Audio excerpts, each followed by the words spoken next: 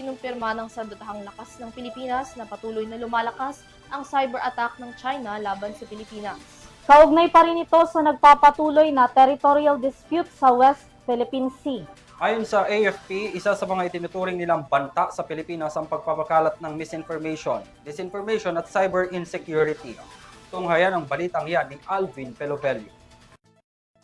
Nagbabala ang Armed Forces of the Philippines na pinaigting ng China ang kanilang cyber attacks laban sa Pilipinas sa patuloy na pagtaas ng geopolitical tensions.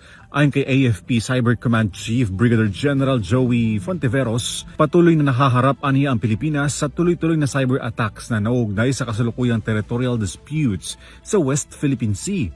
Gayaan niya ng China-based malicious actors na nagpapadala ng mga malware, DDoS attacks, data leaks at pagkompromiso sa mga websites. Ayon pa sa opisyal, posible raw lumawak ang banta ng cyber attack sa global profile na nagdadala ng misinformation, disinformation at cyber insecurity. Itinuturing na high risk sa banta ng naturang cyber attack sa mga public administration kung saan 20% rito ang banta ng dark web.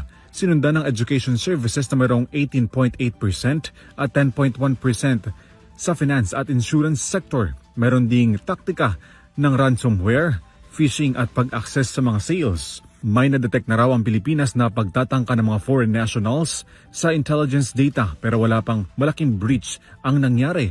Nakatakda namang lumahok ang Department of National Defense sa UK Maritime Cyber Training bilang bahagi ng pagpapalakas ng cyber defense ng Pilipinas.